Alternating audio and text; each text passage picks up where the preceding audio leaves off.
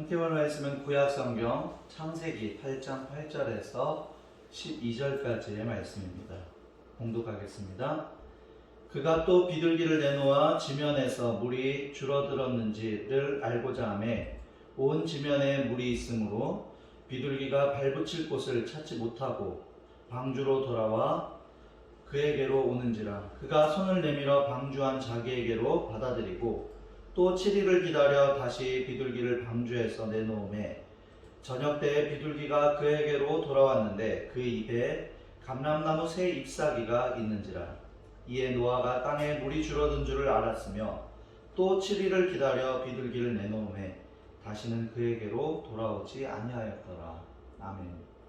어떤 배가 폭풍을 만나 항로를 이탈해서 높은 파도와 싸우다가 겨우 어떤 무인도에 도착했습니다.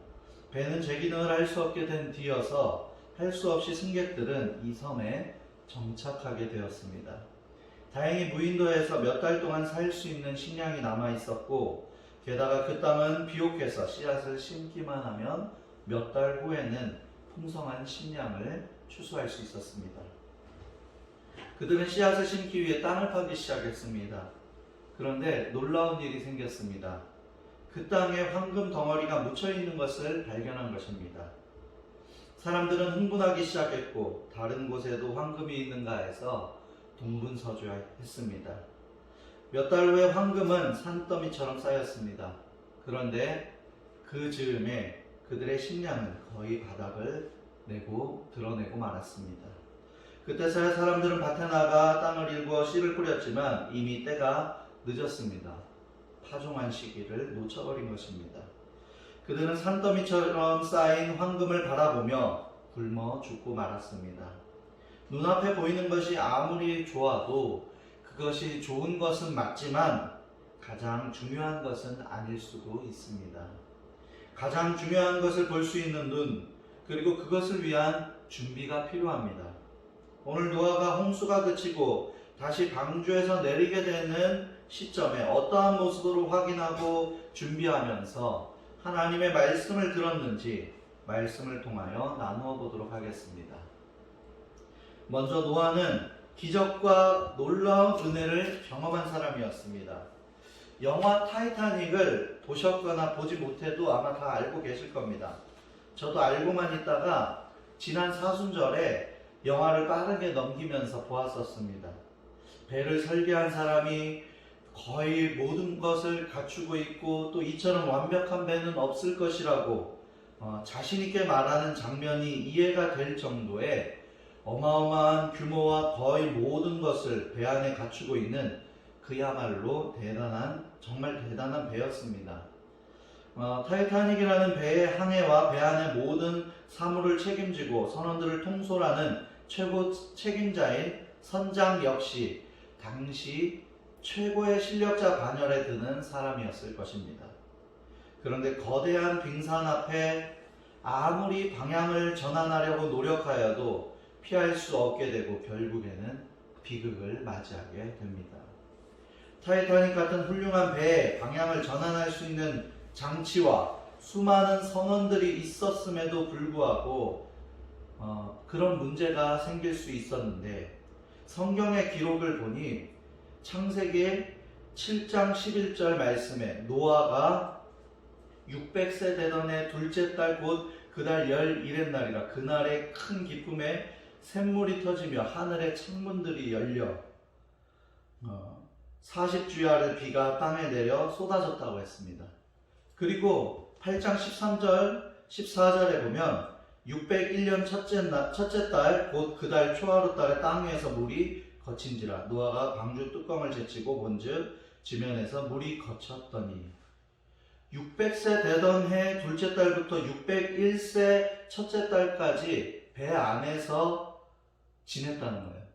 그런데 아까 좀 전에 말씀드렸듯이 타이타닉은 그렇게 완벽한 장치와 방향을 전환할 수 있는 키, 핸들이 있고 또 수많은 선원들이 있음에도 사고를 피할 수 없었는데 노아의 방주는요, 핸들 역할을 하는, 방향 전환을 하는 키 같은 게 없습니다. 애초에 그냥 큰 거대한 상자 같은 게 물 위에 떠다니는 거예요.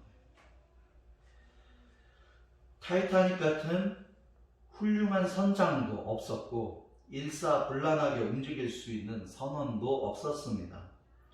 그리고 심지어는 배를 만든 사람도 배를 만들던 경험이 있던 전문가도 아니었습니다.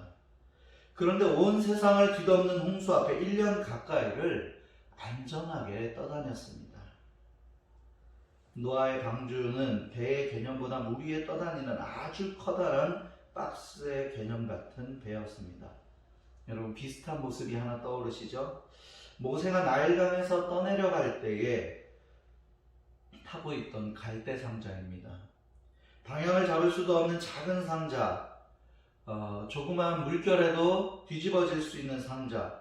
그러나 그 상자는 강 위에서도 안전하였고 출애굽 사건의 귀한 도구로 쓰임받게 되는 이집트 왕자로 잘 자라게 됩니다. 이것이 하나님의 은혜이고 하나님의 기적입니다. 이왕이면 전문성 있게 튼튼하게 잘 만들어지는 것이 좋은 것은 당연합니다. 그리고 전문성이 많은 도움을 주는 것도 사실입니다. 그러나 때로는 그것조차도 소용없는 거대한 홍수와도 같은 일들이 우리 주변에서는 언제든지 일어날 수 있습니다. 그러나 반드시 기억하시기 바랍니다. 하나님의 은혜, 하나님께서 허락하시는 기적은 우리가 가지고 있는 경험이나 지식, 전문성을 훨씬 넘어선다는 것입니다. 노아는 전에 한 번도 경험해보지 못했던 홍수라는 거대한 문제와 어려움을 만났습니다. 그러나 그는 하나님의 은혜를 입어 어려움 속에 기적을 경험하게 되었습니다. 어려움을 만났을 때 어떠한 방법이 있느냐도 중요하겠지만 내게 하나님의 은혜와 기적을 여전히 소망하는 믿음이 있는지 돌아보고 믿음으로 고백하여 우리도 하나님의 은혜, 하나님의 기적을 체험하고 고백할 수 있는 믿음의 산 증인들이 될 수 있기를 주의 이름으로 축복합니다. 또 하나님의 은혜와 기적을 체험할 때에 인내의 기다림이 필요합니다. 노아의 방주에는 배에서 바로 내다볼 수 있는 창문이 없었습니다. 자, 여기 6장 16절 말씀에 거기에 창을 내되 위에서부터 한 규빗에 내고 그 문은 옆으로 내고 상중하 3층으로 할지니라. 거기가 어디냐면요, 천장이에요. 천장. 한 규빗은 뭐가 한 규빗이냐면요, 성인 남자의 손끝에서 팔꿈치까지. 그래서 약 44cm에서 47cm 정도를 말합니다. 그러니까 배에서 유람선이 이제 관람하듯이 밖을 내다볼 수 있는 것이 아니라 위만 볼 수 있어요. 천장에 뚫려 있기 때문에. 아주 작은 공간입니다. 그리고 출입구는 어떻게 되어 있냐면요, 들어간 것들은 모든 것의 암수라 하나님이 그에게 명하신 대로 다 들어가고 나서 여호와께서 마지막으로 노아를 들여보내고 그다음 하나님이 어떻게 됐어요? 문을 닫으십니다. 다 들여보내고 나서 하나님이 문을 닫으시는 거예요. 직접 닫으셨습니다. 그러니까요, 배가요, 아까 말씀드렸듯이 정말 상자 같은 개념이에요. 그리고 천장에만 44에서 47cm 정도의 창문만 있을 뿐입니다. 너무 답답했을 것 같아요. 주변이 탁 트인 것도 아니고, 그렇다고 해서 그 안에 환기도 막 잘 시킬 수 있는 것도 아니고, 그 안에는 온갖 동물들의 냄새가 나는데 어떤 냄새가 나겠어요? 동물들이요, 씻겨지지 못한 그런 동물들의 냄새, 거기에다가 그 동물들의 배설물 냄새까지. 한마디로 밖은 보이지도 않고 볼 수 있는 공간은 하늘을 볼 수 있는 작은 공간의 창문. 그러고 보면 노아와 그의 가족들은 인내심이 참 대단했던 것 같습니다. 온 지면을 뒤덮은 물 위에 떠다니던 방주, 밖이 보이지 않으므로 땅이 마르는 시기를 예측할 수 없는 상황. 노아는 인내하면서 물이 줄어들기를 기다리면서 준비하였습니다. 열째 달 초하루에 물이 줄어들면서 산봉우리들이 드러나고 40일 뒤에 노아는 먼저 까마귀를 창문으로 내보냅니다. 그러니까 까마귀가 물이 땅에서 마르기까지 왕래하였다고 했어요. 그리고 비둘기를 내보내자 비둘기가 발 붙일 곳을 찾지 못하고 다시 돌아오는 것입니다. 일주일 뒤에 한 번 더 비둘기를 내보냅니다. 그때 비둘기가 다시 돌아오는데 입에 감람나무 새 잎사귀를 입에 물고 돌아오는 거예요. 노아는 감람나무 새 잎사귀를 보고 땅에 물이 많이 줄어들었다는 것을 알게 됩니다. 감람나무는 저지대의 식물이기 때문입니다. 여기에서 우리는 하나님께서 주시는 메시지를 발견할 수 있습니다. 감람나무의 상징을 많이 들어보셨을 거예요. 상징이 뭐냐면요, 평화입니다. 평화. 그러니까 노아의 홍수 심판이 지나고 평화가 왔음을 비둘기가 물고 온 감람나무 새 잎사귀를 통해서 알려주시는 것입니다. 또 있습니다. 배를 만든 경험이 한 번도 없고 배와는 관련조차 없는 노아가 하나님의 말씀을 순종함으로 배를 만들고 방주에 타게 되었는데, 이왕이면 배에서 내릴 때에도 하나님께서 이제 언제 내리면 돼 하고 시기를 알려주시고 때를 알려주시면 좋은데, 밖을 내다보지도 못하게 배에 설계를 하시고 까마귀를 날려보내게 하시고 비둘기를 반복해서 보내게 하면서 확인하게 하는 이 장면은, 그렇게 세상 사람들의 비난과 조롱 속에서도 인내와 기다림으로 비웃음을 받으며 배를 만든 그 노아임에도 불구하고 한 번 더 끝까지 인내와 기다림으로 확인하도록 훈련시키시는 것입니다. 하나님께서는 방주 안에서도 작은 창문을 통해서 세상이 아니라 하나님만을 바라보게 하셨습니다. 그러니까 인내할 때는요, 세상을 바라보고 인내하는 게 아니고요, 하나님을 바라보고 인내해야 인내가 되는 거예요. 땅이 마르는 정확한 시기를 알고 계심에도 알려주시지 않으시고 인내하게 하셨습니다. 홍수 속의 노아의 방주는 분명 은혜의 사건이고 기적입니다. 그러나 그것이 끝은 아닙니다. 하나님께서 예비하신 은혜의 사건 중에 하나일 뿐입니다. 많은 믿음의 사람들이 오해하는 것 중에 한 가지가, 참고 나서 은혜를 경험하고 복을 받으면 끝이 났다고 생각할 때가 많이 있습니다. 끝까지 인내하고 끝까지 기다릴 수 있어야 합니다. 은혜로 방주에서 살게 되었지만 내리는 그 순간까지 더 인내하여야 했습니다. 모든 것을 다 아시고 하나님께서 때를 알려주시면 참 좋을 것 같은데 그렇지가 않습니다.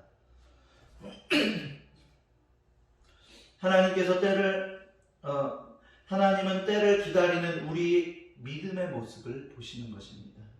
믿음 안에서 잘 인내하고 믿음 안에서 잘 준비할 수 있는 저와 여러분들이 되기를 바랍니다. 비둘기가 물고 온 감람나무 새 잎사귀를 볼 수 있는 눈이 필요합니다. 감람나무 잎사귀가 어떻게 생겼는지도 모르는데 그것을 볼 수 있는 눈이 필요하다고 하면 무슨 말인지 도무지 이해가 되지 않을 것입니다. 저 역시도 나뭇잎을 보고 나무의 종류를 구별해내거나 나무의 종류를 잘 알아내지 못합니다. 이 말은 나뭇잎 종류로 나무의 종류를 알 수 있는 전문가가 되라는 그 말이 아니라, 비둘기가 물고 온 나뭇잎이 이제 땅이 거의 드러났구나 라는 것을 볼 수 있는 눈이 필요하다는 거예요. 조금 전에 말씀을 드린 것처럼 직접 밖을 내다볼 수 있는 상황이 아닙니다. 보더라도 시야가 좁아요. 비둘기가 물고 온 나뭇잎을 보고 짐작할 수 있는 것입니다. 지혜로운 사람, 지혜로운 준비를 해야 한다는 것입니다. 성경에 등장하는 감람나무는 우리 국어사전에 나오는 중국이나 동남아시아에 있는 감람나무와 다르게 올리브나무라 불리우는 감람나무로 아무리 키가 커도 10m를 넘지 않는다고 합니다. 그리고 그 잎은 6cm에서 8cm 정도로 넓이는 1.5cm밖에 안 돼요. 작지요. 그럼 자세히 보지 않는다면요, 그 비둘기가 물고 온 것을 보이지 않을 수도 있어요. 비둘기가 창문을 통해서 들어올 때 까마귀가 들어왔던 것처럼, 비둘기가 전에 나갔다 들어왔던 것처럼 아직도 비둘기가 발붙일 곳이 없구나 하고 그냥 돌아설 수도 있습니다. 왜요? 천장에서부터 들어오니까 비둘기가. 그러나 노아는 그냥 돌아서는 것이 아니라 비둘기를 자세히 보고 입에 물린 감람나무의 새 잎사귀를 보고 물이 말랐음을 짐작할 수 있게 되는 것입니다. 하나님의 일은 이처럼 섬세하게 볼 수 있는 눈이 필요합니다. 영적인 민감함이 필요합니다. 사실 비둘기 자체도요, 천장에서 들어온다고 생각했을 때 보면요, 그렇게 큰 새는 아니에요. 그러므로 그 비둘기가 입에 물고 온 나뭇잎 역시 크지 않았을 것입니다. 노아는 그것을 볼 수 있었던 것입니다. 우리도 신앙생활을 하다 보면 큰 사건이 있거나 문제가 생겨야 하나님의 뜻을 깨닫게 될 때가 있습니다. 그런데 막상 뒤돌아보면 하나님께서는 이미 여러 번 말씀하시고 사인을 보내셨음에도 불구하고 우리는 섬세하게 반응하지 못했던 것입니다. 하나님의 계획과 뜻에 섬세하게 반응하고 그 일들을 볼 수 있으려면 하나님께 집중해야 하는 것입니다. 어쩌면 다른 한편으로는 노아 역시 방주로부터 나가고 싶은 마음이 굴뚝 같았기에 비둘기를 유심히 살펴보다가 발견했는지 모릅니다. 비둘기의 발에 혹시나 흙이 묻지는 않았는지, 깃털에는 뭐가 묻지는 않았는지, 나도 하루빨리 나가고 싶은데, 그렇게 유심히 살펴보다가 물고 온 새 나뭇잎을 보게 되었을 수도 있다는 것입니다. 답답하고 꽉 막힌 방주 안에서 노아의 그 나가고 싶은 간절함이 있었던 것입니다. 지난 수요일에 목사님 한 분을 만나 이야기를 나눴는데 같이 축구 운동을 하시는 목사님이에요. 근데 그 목사님께서는요, 원래 농구를 하셨다고 합니다. 그런데 목회를 하면서 그래도 운동은 꾸준히 해야겠고, 주변에 보니까 목사님들께서 또 교회에서 농구는 안 하고 전부 다 축구를 많이 하니까 그냥 축구를 통해서 운동을 하신다고 했습니다. 근데 이왕 축구를 하는데 좀 재밌게 하려고, 축구를 좀 배우면서 하려고 유튜브 같은 영상을 많이 찾아보고 또 전술이나 공 차는 법 등 많은 것을 보시고 저에게 이야기를 막 해주시는 거예요. 관심을 가지고 영상을 찾아서 막 보시고 저한테 이야기를 해주시는데 보니까요, 원래 축구를 좋아하던 저보다도요 더 섬세하게 보시고 제가 모르던 것까지도 알고 섬세하게 상세하게 설명을 해주시더라고요. 그렇습니다. 어디에 관심을 가지고 집중하느냐에 따라서 섬세한 반응을 할 수 있게 되어 있는 거예요. 여러분, 눈을 들어서 하나님을 온전히 바라보기를 바랍니다. 하나님께 집중하시기 바랍니다. 하나님의 뜻에 섬세하게 반응할 수 있게 될 것입니다. 똑같은 일을 보고 겪어도 어떤 사람은 하나님의 뜻을 금방 깨닫고 어떤 사람은 상세히 보여주어도 깨닫지 못하는 경우도 있습니다. 깨닫는 방법 중에 한 가지를 이 시간 나눕니다. 주를 사랑하시되 진심과 전심으로 사랑하시기 바랍니다. 사랑하는 사이에는요, 작은 표정의 변화, 감정, 말의 억양 하나에도 금세 눈치채게 되어 있는 것처럼 주님의 작은 사인에도 민감하게 반응할 수 있는 주를 사랑하는 주의 자녀가 될 수 있기를 소망합니다. 여러분, 노아만이 아니라 우리 모두는 주의 사랑과 은혜를 그리고 주가 주신 기적을 경험하면서 살아가고 있습니다. 우리는 그 감격 가운데 믿음 안에서 인내하며 믿음 안에서 기다리며 준비해야 됩니다.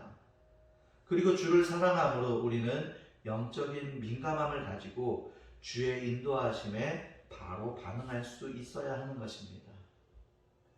바라기는 주 안에서 주가 허락하시는 특별한 은혜 안에서 주가 원하시는 인내와 기다림 그리고 영적인 민감함으로 주를 기쁘시게 주님 앞에 온전한 영광을 돌려드리는 꿈꾸는 교회와 모든 성도들이 되기를 주의 이름으로 축복합니다. 아멘. 기도하겠습니다. 사랑과 은혜가 풍성하신 하나님 감사를 드립니다. 노아만 방주에 기적 같은 체험을 하는 것이 아닙니다.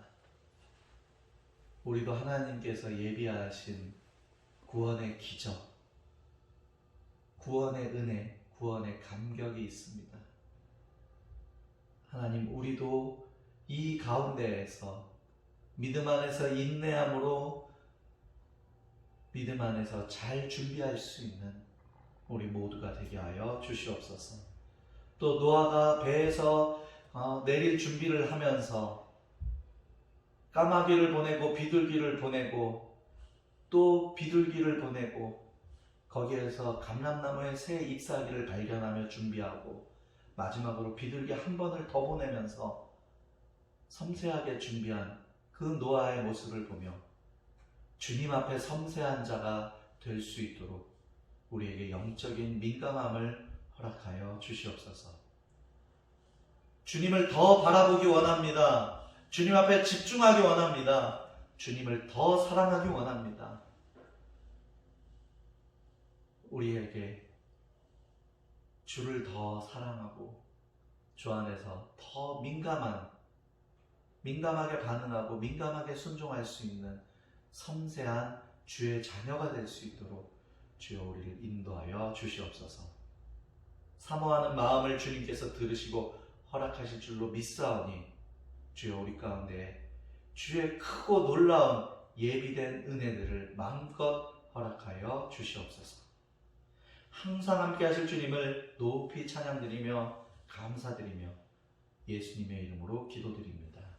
아멘.